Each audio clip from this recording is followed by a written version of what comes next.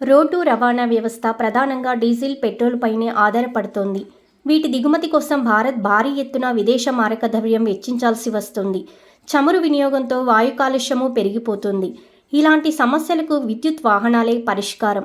ఈ క్రమంలో అత్యాధునిక విద్యుత్ వాహనాలపై దృష్టి సారిస్తున్నారు. ఖరీదు అధికంగా ఉండడం, ఎక్కువ దూరం ప్రయాణించలేకపోవడం, సరిపడా ఛార్జింగ్ కేంద్రాలు లేకపోవడం, ప్రయాణంలో ఛార్జింగ్ కోసం వేచి ఉండాల్సి రావడం వంటి సమస్యలు విద్యుత్ వాహనాలకు ప్రతిబంధకంగా మారాయి.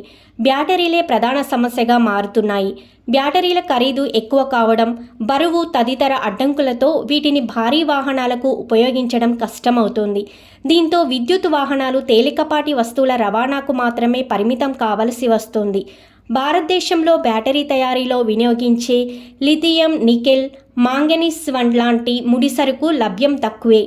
ప్రస్తుతం చమురు తరహాలో భవిష్యత్తులో బ్యాటరీ ముడిసరుకుల కోసం సైతం విదేశాలపైనే ఆధారపడాల్సి వస్తుంది.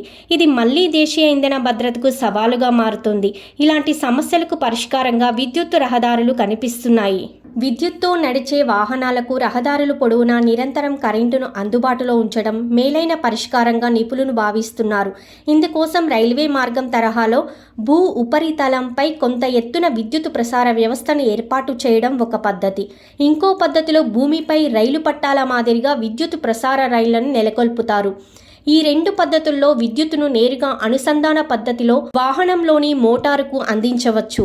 ఇవి కాకుండా భూగర్భంలో విద్యుత్ ప్రసార వ్యవస్థను ఏర్పాటు చేసి ప్రత్యక్షంగా అనుసంధానత లేని ఇండక్షన్ పద్ధతిలో రోడ్డుపై ప్రయాణించే వాహనాలకు కరెంటు సరఫరా చేయవచ్చు.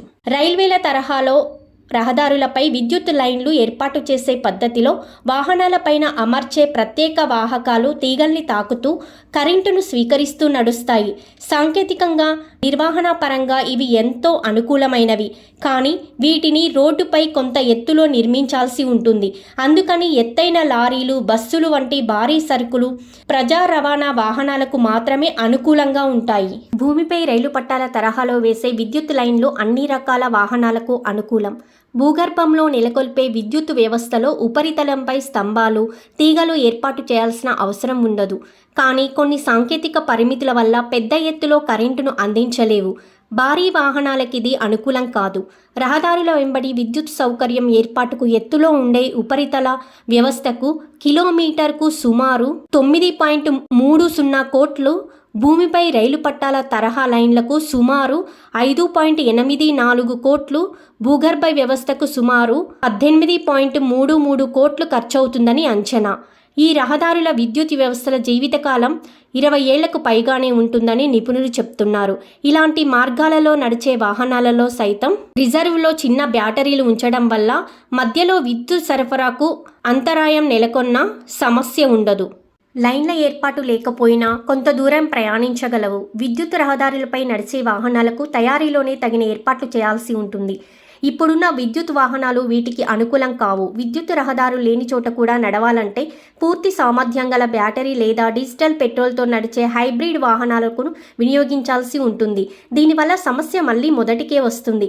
రహదారులపై ఈ తరహా విద్యుత్ వాహనాలు ప్రయాణించాలంటే వీటి కోసమే ప్రత్యేకంగా మార్గాన్ని ఇరువైపులా కేటాయించాల్సి ఉంటుంది. ఇది 6 వరుసల జాతీయ రహదారుల్లోనే సాధ్యమవుతుంది. విద్యుత్ పంపిణీ సంస్థలు రహదారి పొడవునా ఉప కేంద్రాలు నిర్మించి నిరంతరం కరెంటును సరఫరా చేయాలి. పెరిగే డిమాండ్కు అనుగుణంగా విద్యుత్ ఉత్పత్తిని పెంచుకోవాలి. దారి పొడవునా సౌర విద్యుత్ పలకలను ఏర్పాటు చేసి అనుసంధానిస్తే కరెంటు పంపిణీ నష్టాలు ఉండవు. విద్యుత్ రహదారుల నిర్మాణం, పర్యవేక్షణ వ్యయప్రాసలతో కూడిన అంశం. అందుకని నడిచే వాహనాల తీరు, సంఖ్యను బట్టి తగిన విధానాన్ని ఎంచుకోవాల్సి ఉంటుంది. కేంద్ర జాతీయ రహదారుల శాఖ విద్యుత్ వాహనాల వాడకాన్ని సులభతరం చేసే ప్రయత్నంలో భాగంగా విద్యుత్ వాహనాల కోసం జాతీయ రహదారులు అనే బృహత్కర ప్రణాళికలో భాగంగా తొలిసారిగా నాగపూర్లో పైలట్ ప్రాజెక్టు నిర్మించింది. ఆ అనుభవంతో ఢిల్లీ, ముంబై మధ్య విద్యుత్ రహదారిని అందుబాటులోకి తీసుకురానుంది. రాబోయే కాలంలో 5,000 కిలోమీటర్ల విద్యుత్ జాతీయ రహదారులను నిర్మించాలని యోచిస్తోంది. ప్రభుత్వ, ప్రైవేటు భాగస్వామ్య పద్ధతిలో ఇలాంటి నిర్మాణాలు చేపట్టనుంది. టోల్ వసూళ్ల ద్వారా పెట్టుబడి, నిర్వహణ ఖర్చులకు సంబంధిత కంపెనీలు రాబట్టుకునే అవకాశం కల్పిస్తారు. విద్యుత్ రహదారుల నిర్మాణం వల్ల బ్యాటరీ ఛార్జింగ్ అయిపోతుందని ఆందోళన ఉండదు. రహదారుల వెంబడి నడిచే విద్యుత్ వాహనాలు నేరుగా లైన్ల నుంచి కరెంటును సంగ్రహించి నడపడం వల్ల సాధారణ విద్యుత్ వాహనాలలో మాదిరిగా బ్యాటరీ ఛార్జింగ్, నిల్వ, డిశ్చార్జింగ్ ప్రక్రియ ఉండదు. అందుకని సుమారు 50% దాకా విద్యుత్ మార్పిడి నష్టాలను నివారించవచ్చు.